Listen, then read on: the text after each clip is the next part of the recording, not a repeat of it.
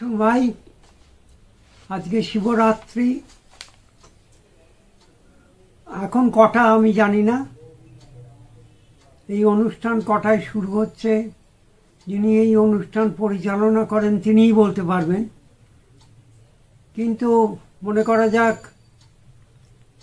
এই শিব চতুর্দশীর প্রাতঃকালে বেশ ভোরবেলা আমরা উঠেছি এবং চিরাচরিত প্রথা অনুসারে পঞ্জিকা এবং শাস্ত্র মেনে আমরা আগের দিন অত্যন্ত পবিত্রভাবে আগের দিনটি কাটিয়েছি, যাতে আমাদের দেহ শুদ্ধ হয় বা শুদ্ধ বলে মনে হয় এবং আমাদের মনের ভেতর থেকে যত বিষয় ভাবনা, যত কটু চিন্তা সব যেন এই দিনটির মতো দূরে চলে যায়। একটি পবিত্র আধার হয়ে যেন আমি উঠতে পারি, এর জন্যে আগের দিন একটি ব্রত পালন করেছি। সেটি হচ্ছে নিজেকে কষ্ট দিয়েছি, হয়তো পবিত্র আহার করেছি, ভূমিশয্যায় শয়ন করেছি। আমরা জানি যখন দক্ষিণেশ্বরে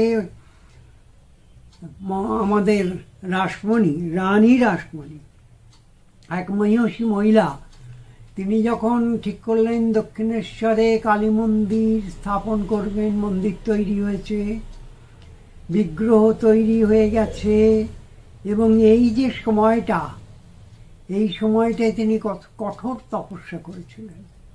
এটা হচ্ছে দিনে 3 বার স্নান, নিরামিষ আহার, ভূমিশয্যা, সমস্ত রকমের অসন ব্যাসন ভূষণ একবারে নিয়ন্ত্রিত। কেন? তার কারণ হচ্ছে এর একটা অন্তর্মুখী প্রভাব আছে। মনটা একাগ্র হয় একটি ব্রতের দিকে। শিব চতুর্দশী একটি ব্রত এবং সেই ব্রতটি উদযাপন করার জন্যে আগের দিনের এই প্রস্তুতি এবং তারপরেই শুরু হবে সকাল থেকে মহাদেবের আরাধনা। মহাদেব, তাকে কখনো আমরা বলছি মহাদেব, কখনো বলছি শিব, কখনো বলছি শঙ্কর, তার অনেক নাম। এবং তাকে কেন্দ্র করে যে সমস্ত সাধন ধারা প্রবাহিত হয়েছে, যার মধ্যে তন্ত্র একটি আগম। তান্ত্রিকরা শিবকে একভাবে দেখছেন, শৈবরা শিবকে একভাবে দেখছেন, অঘরীরা শিবকে ভয়ঙ্কর ভাবে দেখছেন। এখন একই শিব ঠাকুরকে নিয়ে নানা কাণ্ড। এই শিব একটা অস্তিত্ব, সে অস্তিত্ব কি? যেটি আমাদের একটি সঙ্গীত আছে, তুমি জলে, তুমি স্থলে, তুমি অন্তরিক্ষে। এই শিব দেবতাটি, তিনি অরণ্যে, তিনি পর্বতে, তিনি মন্দারে, তিনি বারাণসীতে, তিনি কখনো ঐশ্বর্যযুক্ত অলঙ্কৃত নটরাজ নৃত্য করছেন, কখনো আবার বাঘছাল পরিহিত, গলায় একটি সাপ জড়িয়ে, একটি বৃদ্ধ বলদের পিঠে চেপে তিনি গ্রামের পথে পথে, অরণ্যের অন্তরালে, অরণ্যের খাঁজে খোঁজে তিনি ঘুরে বেড়াচ্ছেন। তিনি দরিদ্রের, তিনি ধনীর, তিনি মধ্যবিত্তের, তিনি আশ্রয়ে আছেন যারা তাদের, তিনি আবার নিরাশ্রয়ে যারা আছেন তাদের। একটা অদ্ভুত ধারণা, ইংরেজিতে যাকে বলে কনসেপ্ট। মানুষই তো ভগবান তৈরি করেছে, মানুষের মন থেকেই তো এইসবগুলো বেরিয়েছে। এখন এবার পুরাণে আসে। আজকে এই শিব চতুর্দশীর দিন শিব জন্মগ্রহণ করেছে। শিব আবার জন্মালেন, কিভাবে জন্মালেন? বিষ্ণু, তিনি তো অনন্ত শয়ানে জলে শুয়ে আছেন, সমুদ্রে ভাসছেন। হঠাৎ তার নাভি পদ্ম থেকে ব্রহ্মা সৃষ্টি হল। পুত্র ব্রহ্মা বিষ্ণুকে জিজ্ঞেস করলেন, আপনি কে, আমিই বাকি। বিষ্ণু বললেন, আমি তোমার বাবা, পিতা। ব্রহ্মার পছন্দ হলো না, তাকে পিতা বলে স্বীকার করতে তার ইচ্ছে হলো না। এবার দুজনের যুদ্ধ, হাতাহাতি বেঁধে গেল। আমাদের পুরাণের কি কাণ্ড, দুজনের হাতাহাতি বেঁধে গেল। এইবার একজন পাশুপত অস্ত্র, আরেকজন ব্রহ্মাস্ত্র প্রায় ত্যাগ করেন আর কি, এবং পৃথিবী ধ্বংস হয়ে যাবে। এবং পুরো ঘটনাটা তো ঘটছে সমুদ্রের জলের মধ্যে। ইতিমধ্যে চচ্চর চচ্চর করে একটা পাথরের লিঙ্গাকৃতি একটা প্রস্তর সমুদ্র থেকে সোজা ঊর্ধ্বে ঊর্ধ্বে আরো ঊর্ধ্বে দুজনের মাঝখানে বিভেদ সৃষ্টি করে উপর দিকে উঠে গেল। দুজনের স্তম্ভিত, আবার কি হলো? তখন ব্রহ্মা উপর দিকটা খুঁজতে পেরলেন, আর বিষ্ণু নিচের দিকটায়, নিচে কতটা এবং ওপরে কতটা, কেউ কোনো তল পেলেন না। এই যে অনন্ত অনন্ত মায়া অন্তকে করে, ওপরে এবং নিচে, ঊর্ধ্বে এবং অধে, যার কোনো সীমা নেই, পরিমাপ করা যায় না। এই দুজনের মাঝখানে যিনি আবির্ভূত হলেন তিনি শিব। তিনি এবার আস্তে আস্তে নিজেকে শমিত করে লিঙ্গে পরিণত হলেন। এবং এ নিয়ে অনেক ধরনের গল্প আছে পুরাণে এবং আমাদের বিভিন্ন কাহিনীতে, এবং সেগুলো এত ইতর গল্প যে মানুষ অনেকেই, অনেক পণ্ডিত সেগুলোকে ত্যাগ করেছেন। সেসবের কাহিনীতে আসছি না, কিন্তু এই শিবলিঙ্গ, এইবার এই লিঙ্গ, এই শিব চতুর্দশীর দিন যেটি আবির্ভূত হয়ে একটা মাপের মধ্যে, সীমার মধ্যে এসে মন্দিরে মন্দিরে পূজিত হচ্ছে, গৃহস্থের গৃহে গৃহে স্থান পেয়েছে। এবং এই লিঙ্গ বিভিন্ন রকমের, অতি ক্ষুদ্র থেকে অতি বৃহৎ পর্যন্ত হতে পারে, এবং এই লিঙ্গ বিভিন্ন উপাদানে তৈরি হতে পারে। পূর্বে যেটি ছিল, দক্ষিণেশ্বরে ভগবান শ্রী রামকৃষ্ণ রোজ কীভাবে শিব পূজা করতেন, তিনি গঙ্গার ধারে গঙ্গা মৃত্তিকা নিয়ে একটি শিবলিঙ্গ তৈরি করতেন, এবং সেই শিবলিঙ্গ পূজা হয়ে যাবার পর আবার গঙ্গায় বিসর্জন দিতেন। মথুরবাবু এটি দেখেছিলেন এবং ঠাকুর একটি শিব মূর্তি অসাধারণ তৈরি করেছিলেন। তিনি এই ব্যাপারে ভীষণ পারদর্শী ছিলেন। মথুরবাবু বললেন যে ওই শিবটি আমার চাই। তখন ভাগিনীয় হৃদয় সেটি সংগ্রহ করে মথুরবাবুকে দিয়েছিলেন। সেটি জানবাজারে ছিল, সেটি বোধহয় এখন দক্ষিণেশ্বরে মায়ের মন্দিরে আছে। তাই এই যে মূর্তি গড়ে আমি পুজো করব, লিঙ্গ গড়ে আমি পুজো করব, এবং পুজো হয়ে যাওয়ার পর আমি বিসর্জন দেব। কিন্তু এটি হচ্ছে স্থানু, অর্থাৎ এই লিঙ্গের একদিন এই উদ্ভব, একদিন এই অদৃশ্য হয়ে যাবে। এবার অস্থানু কাকে বলে? মন্দিরে মন্দিরে যেসব লিঙ্গ চিরকালের জন্য প্রতিষ্ঠিত আছে, বারাণসীতে আছে, ভারতবর্ষের বিভিন্ন জায়গায় শৈব তীর্থে বিভিন্ন ধরনের লিঙ্গ এবং শিবলিঙ্গ আছে। শিবলিঙ্গ প্রস্তরে তৈরি হতে পারে, শিবলিঙ্গ পারদে তৈরি হতে পারে, শিবলিঙ্গ অনেক বস্তু দিয়ে তৈরি হতে, ধাতু দিয়ে তৈরি হতে পারে। শিবলিঙ্গ নির্মাণের অনেক পদ্ধতি আছে। আমি একবার এক সাধকের কাছে গিয়ে দেখেছিলাম 26টি শিবলিঙ্গ তিনি দেখেছেন 26 রকমের, একটি একেবারে গাঢ় নীল রঙের। আমি দেখে মুগ্ধ হয়ে গিয়েছিলাম। এইবার পুজো, আগের দিন পারণ, এইবার আজকে পুজো শুরু হচ্ছে। প্রথম প্রহরে আমরা কাকে পাবো? এই যে আমি একটি লিস্ট তৈরি করে রেখেছি, দেখুন কি সুন্দর। দিনকে আমরা 4টে প্রহরে ভাগ করব, এবং প্রথম, দ্বিতীয়, তৃতীয় এবং চতুর্থ প্রহর। তাহলে 24 ঘন্টাকে যদি 4 দিয়ে ভাগ করা হয় 6 করে আসছে। তাহলে প্রথম প্রহরে আমরা শিবকে কিভাবে দেখব? তিনি হচ্ছেন ঈশান। ভারী সুন্দর নাম ঈশান। আমরা ঈশান কোন জানি? প্রথম প্রহর হচ্ছে ওং ওং ঈশানায় নমঃ, তাকে আবাহন করছে। শিবের বীজ হচ্ছে হোম, ওম, আর মায়ের বীজ হচ্ছে শ্রী, ওম হোম ঈশানায় নমঃ। এই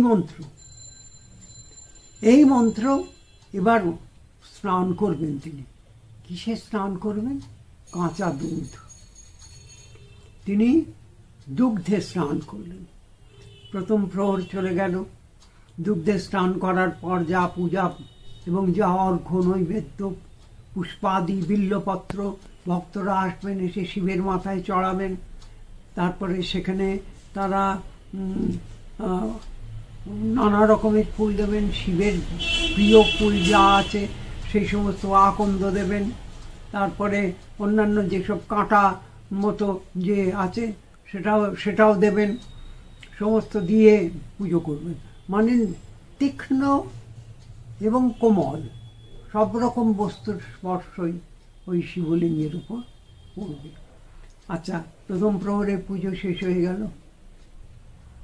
আপনারা বড় বড় মন্দিরে যাবেন, আপনারা যদি বারাণসীতে যান, শিবের স্থান, সেখানে দেখবেন এই পূজা হয়ে যাবার পর পুরোহিতরা এসে সমস্ত ভক্তরা যা নিবেদন করেছেন সমস্ত ছড়িয়ে দিয়ে তারা আবার শিবলিঙ্গকে পরিচ্ছন্ন করে দ্বিতীয় প্রহরের জন্য প্রস্তুত হবেন। এই দ্বিতীয় প্রহরের শিব হচ্ছেন অঘোর, এটি ভয়ঙ্কর। এই দ্বিতীয় প্রহরে অঘোর, এবং দেখুন কি মজা, অঘোর শব্দটির অর্থ হচ্ছে শান্ত, সুন্দর, স্থির, নির্মল। কিন্তু এই অঘোর থেকে যে অঘোরী সম্প্রদায় বেরিয়েছে সে ভয়ঙ্কর। তাদের সাধন পদ্ধতি এত বিভৎস, এবং স্বামীজি এই অঘোরীদের পাল্লায় পড়েছিলেন মহারাষ্ট্রের দিকে। এবং এই অঘোরীরা যে সাধন করেন তারা হয়তো কিছু মনে করবেন, যদি এখনো এই সম্প্রদায় থাকেন, নিশ্চয়ই আছেন, কিন্তু এটি এত বিভৎস যে এই সাধন সকলের জন্য নয়। তারা হোমে নিজের অঙ্গ থেকে মাংস কেটে কেটে সেখানে ফেলেন, এবং এইরকম জনশ্রুতি যে যেটুকু ফেললেন সঙ্গে সঙ্গে সেটা আবার তৈরি হয়ে গেল নিজের শরীরে। জানি না কি ব্যাপার, কিন্তু এই অঘোর মনে হচ্ছে অতি শান্ত, নির্লিপ্ত, সুন্দর এক শিব। তাহলে দ্বিতীয় প্রহরে আমরা তো তাকে অঘোর হিসেবে পাচ্ছি, ওং হোং অঘোরায় নমঃ। এবং এই শান্ত শীতল বলে তাকে আমরা দই বা দধি দিয়ে স্নান করার পর আবার প্রথম প্রহরের মতো যা কিছু নৈবেদ্যাদি প্রথম পুজোর সব সরে গেছে, আবার নতুন এলো, ভক্তেরা এলেন, মাথায় বিল্লপত্র দিচ্ছেন, আকন্দ দিচ্ছেন, তারপরে অন্যান্য ফুল দিচ্ছেন, দিয়ে পুজো করছেন। পুজোর পর আবার হবে কি, ওগুলো সরিয়ে নিয়ে যাওয়া হবে, শ্রীলিঙ্গটিকে আবার ধৌত করে ফেলা হবে, এবং কিছুক্ষণ অপেক্ষার পর ইতিমধ্যে ভক্তরা কিন্তু সবাই উপবাসে আছেন, এমনকি নির্জলা উপবাস। তাদের জল পর্যন্ত গ্রহণ করা চলবে না এই সময়টুকু, অর্থাৎ একটা সারাদিন 24 ঘন্টা তারা নির্জলা উপবাসে থাকবে। এরপর কি হবে? এরপরে তৃতীয় প্রহরের পূজা হবে। এই যে দ্বিতীয় প্রহরে মন্ত্রটি ভালো সুন্দর, ওং নমঃ শিবায় শান্তায় সর্বপাপ হরায়। ওং নমঃ শিবায় শান্তায় সর্বপাপ হরায়। শিবরাত্রৌ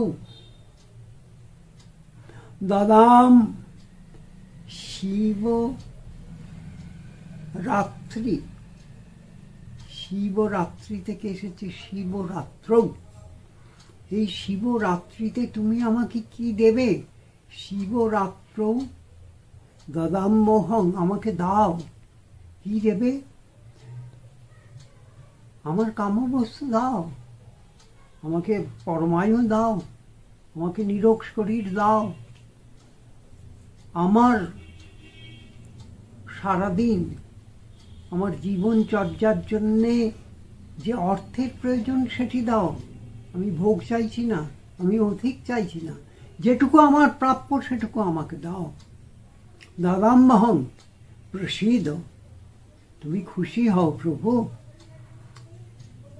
শুধু তুমি খুশি হও না, প্রসিদ্ধ উমায় সহ তোমরা দুজনেই খুশি হয়ে আমাকে কি করবে। এই যে কনসাসনেস, আমরা যতদিন বাঁচি সারাদিন হরেক রকমের পাপ করি, পাপের রোজ আমরা বয়ে চলেছি। এই পাপ থেকে আমাদের ধর্মে কিন্তু একটা ভয়ঙ্কর রকমের ব্যাপার আছে। যখনই আমরা পুজো করব তখনই যেন আমি একটা ভয়ঙ্কর পাপী, আমাকে পাপ থেকে মুক্ত করো, পাপ থেকে মুক্ত করো। এই নিয়ে ভগবান শ্রী রামকৃষ্ণ খুব অসন্তুষ্ট হতেন। স্বামীজি তো অত্যন্ত ক্ষিপ্ত হতেন, বললেন যে নিজেকে পাপী বলে সে সবচেয়ে বড় পাপী। যে নিজেকে খালি পাপী পাপী পাপী বলে সে আস্তে আস্তে সে একটা ভয়ঙ্কর পাপী হয়ে যায়। কিসের পাপ? আমি তো ভগবানের কাছে আছি, কিসের পাপ? আমি একবার স্মরণ করব, 3 বার টুসকি মারব, দেখি তার শব্দ কি। আমি যদি তার কাছে থাকি, আমি যদি শরণাগত হই, আমার পাপ কি আছে? এই পৃথিবী তো পাপের ডেরা। যেমন আমরা শুনি না এই জায়গায় রোগের ডিপু, কিন্তু আমাদের ভেতরে তো একটা ইমিউনিটি রোগকে যেমন প্রতিহত করে, আর একটা অদৃশ্য ইমিউনিটি আছে পাপ চিন্তা, পাপ ভাবনা, সেগুলোকে ব্যাফল করে, প্রতিরোধ করে। তবেই না আমি মানুষ। স্বামীর মধ্যে এই বীরত্ব ছিল। শিব তো স্বয়ং বীর, তিনি তো পশুপতি। বাঘছাল করে হাতে ত্রিশূল নিয়ে, ডমরু নিয়ে ডুবডুব করে বাজাতে বাজাতে এক বৃদ্ধ বলদের পিঠে চেপে তিনি পল্লীতে পল্লীতে, অরণ্যে অরণ্যে, মহল্লায় মহল্লায় ঘুরে বেড়াচ্ছেন একটি মাত্র বার্তা নিয়ে, শিবৌহং শিবৌহং। তুমি সুন্দর হও, তুমি শিব হও, তুমি শান্ত হও, তুমি গম্ভীর হও, তুমি সৌম্য হও, তুমি নিজেকে বোঝার চেষ্টা করো, জগৎকে বোঝার চেষ্টা করো, স্থির হও। কিসের মতো স্থির হও না? আমার লিঙ্গটিকে দেখো, বন্যা হয়ে যাবে, ঝড় হয়ে যাবে, সুনামি হয়ে যাবে, সব যখন চলে যাবে দেখা যাবে আমি ঠিক স্থির হয়ে ভূমিতে বলেছি। এবং এই যে লিঙ্গে প্রতিষ্ঠিত লিঙ্গ আছে, আবার স্বয়ম্ভু লিঙ্গ আছে। লিঙ্গ ভূমির থেকে উত্থিত হয়। বারাণসীর শিব হচ্ছেন স্বয়ম্ভু লিঙ্গ। এখানে অনেক স্বয়ম্ভু লিঙ্গ আছেন। সারা ভারতে শিবতীর্থের কোন অসংখ্য শিবতীর্থ আছে। শিব হচ্ছেন ভূমি, শিব হচ্ছেন শিলা, শিব হচ্ছেন পর্বত। আচ্ছা, এত কথার পরে বা তৃতীয় প্রহরে তো যেতে হবে। সেখানে আমরা শিবকে কি রূপে পাচ্ছি? তিনি তখন বামদেব। বামদেব নামটি আমাদের খুব পরিচিত না? তারাপীঠের সাধকের নামও তো বামদেব ছিল। এই তৃতীয় প্রহরে বামদেব, একে আমরা কি দিয়ে স্নান করাবো? এবার একটু বেশ করে ঘি মাখাবো। তৃতীয় প্রহর না, তৃতীয় প্রহরে বেশ করে একটু ঘি মাখাবো। ঘি মাখিয়ে কি বলবো? ওং হং বামদেবায় নমঃ। এবং তারপরে কি মন্ত্র বলবো? দুঃখ দারিদ্র শোকেন দগ্ধ ইহং, আমি দগ্ধ হং, পুড়ে গেছি। পার্বতীশ্বর প্রসিদ্ধ। হে পার্বতীশ্বর, পার্বতীর স্বামী, জগৎপতি, তুমি সন্তুষ্ট হও, আমার দিকে একটু তাকাও, দেখাও আমি নীল হয়ে গেছি। তৃতীয় প্রহর হয়ে গেল। এবার চতুর্থ প্রহর। চতুর্থ প্রহরে ইনি হচ্ছেন ভারী সুন্দর, সদ্যজাত। তিনি যেন সবে জন্মালেন, এই সদ্যজাত। এবং এখানে কি মন্ত্র বলবো? তু ওং হং সদ্যজাতায়। সকাল পরের দিন, মানে শেষ প্রহর, মানে পূবাকাশে আলো দেখা যাচ্ছে নতুন দিনের। ভূমি থেকে উঠছেন সেই সদ্যজাত শিব। আমি তাকে মধু দিয়ে স্নান করাচ্ছি। ওং মধু ওং মধু ওং মধু। মধুবাতারিতায়তে উপনিষদের দিকে চলে যাচ্ছে। মধুক্ষরন্তি সিন্ধব। পৃথিবী সুন্দর, পৃথিবী সুমিষ্ট। হে সদ্যজাত শিব, তুমি সবে জেগে উঠছ, তুমি জাগরিত হও, তুমি জগৎ জুড়ে জাগরিত হও, তুমি আমার মনে, আমার মূল আধারে জাগরিত হয়ে সহস্রার পর্যন্ত গমন করো। এই তো তোমার গমন পথ। তা এইখানে চতুর্থ প্রহরে ওং হং সদ্যজাতায় নমঃ, এবং তারপরে ওং মায়াকৃত অনেক অপরাধ, আবার সেই অপরাধের কথা, ওহে হরশঙ্কর তুমি আমাকে পাপ থেকে মুক্ত করো, পাপ থেকে মুক্ত করো। আমরা যারা সাধারণ মানুষ, শাস্ত্র বুঝি না, দেবভাষা বুঝি না, এত জটিলতা বুঝি না, আগম নিগম তন্ত্র বুঝি না, আমরা যে সেই বাবাকে বুঝি, সেই শিব, পাগলা শিব, পাগলা ভোলা, যিনি একটি বৃদ্ধ ষণ্ঢের পিঠে চেপে ডুকডুক ডুকডুক করে ডুগডুগি বাজাতে, এটি যেন আমাদের চেতনায় নাড়া দিতে চাইছেন। ওরে আমি সর্বত্র আছি, আমি ধনীর ঘরে আছি, আমি দরিদ্রের ঘরে আছি, আমি অতি সুন্দর মন্দিরে আছি, আমি কখনো অলঙ্কৃত, আমি আবার কখনো নগ্ন। আজকের দিনটি সেই সমুদ্রে ব্রহ্মা এবং বিষ্ণুর যে দ্বন্দ্ব, যে লড়াই, এবং পাশুপতাস্ত্র ব্রহ্মাস্ত্রের প্রয়োগে জগৎ ধ্বংস হতে চাইছিল, তার মাঝে এই যে শান্ত শীতল শিব একটি লিঙ্গের আকারে ভূমি থেকে একেবারে ঊর্ধ্ব পর্যন্ত, অর্থাৎ অধ এবং ঊর্ধ্ব, নিচেও কতটা পাতাল জানি না, ঊর্ধ্বে কত দূর গেছি তাও জানি না, এই যে অনন্তের অধীশ্বর। হে মহাদেব, ওং নমঃ শিবায় শান্তায় কারণত্রয় হেতবে নিবেদয়ামি চাত্মানং গতিস্ত্বং পরমেশ্বর। সিস্টার নিবেদিতা বলছেন, আমার যখন লন্ডনে প্রথম স্বামী বিবেকানন্দের সঙ্গে পরিচয় হলো, দেখলাম তিনি একজনের বৈঠকখানায় বসে সন্ধেবেলা ধর্ম কথা বলছেন। রাস্তায় তখন কুয়াশা নামছে, লোকজন চলাচল করছে, ড্রয়িং রুমে তিনি বসে আছেন, গৈরিকধারী এক মহাদেবের মতো মূর্তি। তিনি বলছেন, অনর্গল বলছেন, আর মাঝে মাঝে কেবল বলছেন গম্ভীর গলায়, শিব শিব শিব। নমস্কার।